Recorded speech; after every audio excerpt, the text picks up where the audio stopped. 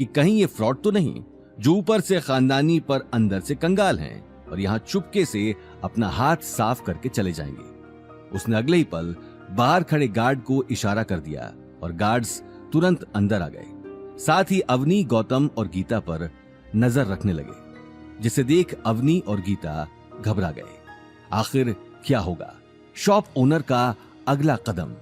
क्या अवनी की फैमिली शनाया को महंगा गिफ्ट दे पाएगी? गार्ड्स को देखते ही गीता और अवनी हड़बड़ा गईं।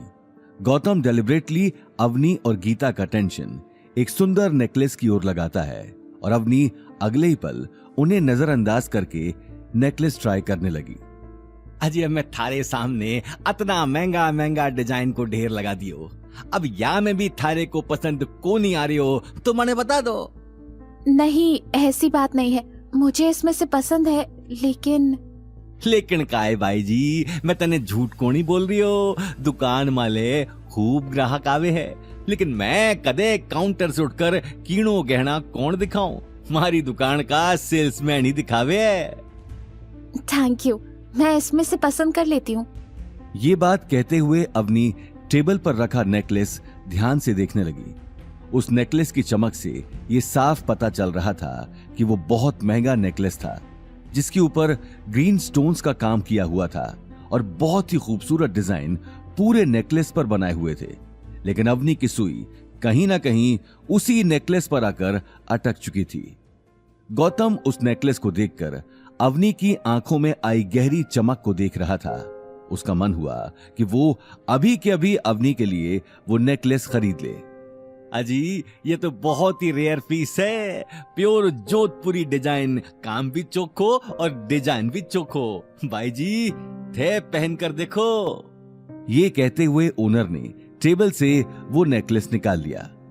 नहीं नहीं, ये बहुत एक्सपेंसिव लग रहा है, हमारा बजट सिर्फ 50,000 है। 50,000 सुनते ही शॉप ओनर का दिमाग सनक गया, उसके चेहरे का रंग लाल पड़ गया। अगले ही पल वो टेबल पर रखे नेकलेस गुस्से से समेटने लगा। आसपास खड़े बाकी के सेल्समैन और गार्ड्स भी अपना काम छोड़कर अपने सेठ को देख रहे थे। क्या हुआ? आप ये सारे पीसेस समेट क्यों रहे हैं? तो काय करूं, थाने पैक करके दे दूं। अरे भाई जी, जब थारो बजट है ही कोई नहीं तो ये बात तो मने पहले बतानी चाहिए थी। बेमतलब मारो टाइम खराब कर दियो। अरे ऐसी बात नहीं है, हम नेकलेस ले तो रहे हैं, बस हमें थोड़ा सस्ता चाहिए। अरे भाई जी, जब अतरा महंगा गहना लेने की हैसियत ही कोनी तो मने बता देते। पता नहीं कहां कहां से आ जावा है, खामखा इतना महंगा महंगा सेट खुलवा दिया। अपने सेठ की गुस्से भरी बात सुनकर सभी सेल्समैन अपना काम छोड़कर उसके पास आकर खड़े हो गए। उन लोगों को देखकर गीता और अनिल का गला सूख गया। मैडम, पहले बोल देते कि आपका बजट नहीं है, और जो नेकलेस आपने देखा वो भी बहुत रेयर है। आपको देखने से पहले ही बोल देना चाहिए। अरे तो हम क्या करें, यही साहब हमारे सामने ज्वेलरी का ढेर लगा रहे थे, इसमें हमारी क्या गलती है? वाह भाई, उल्टो चोर कोतवाल ने डांटे। माने तो घनी देर पहले ही समझ में आ गया था कि थारी जेब में पैसा कोनी, बस महंगो सामान महंगो सामान। बस बहुत हो गई थारी बात, कब से सुन रही हूँ। राजू, ले पुलिस ने फोन कर हमारी दुकान में आके मणि धमकी। देखते ही देखते बात बढ़ने लगी। ये देखकर अवनी का गला सूख गया।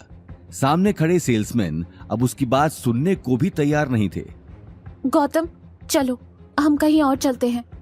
मैडम, कहीं और जाकर उनका भी टाइम खराब मत कर देना। ये बात सुनते ही काउंटर से दूसरा सेल्समैन निकलकर बाहर आ गया और गुस्से में गौतम और अनिल को देखने लगा। अरे सर, इन लोगों की वजह से ही मार्केट बदनाम होता है। मैंने कल भी इन दोनों को एंटीक मार्केट में देखा था, वहां भी ऐसे टाइम पास करने के लिए शोरूम में घुस गए और 30 लाख का एंटीक स्टैचू तोड़ दिया, और जब पैसे भरने की बारी आई तो वहां से 9 2 11 होने लगे।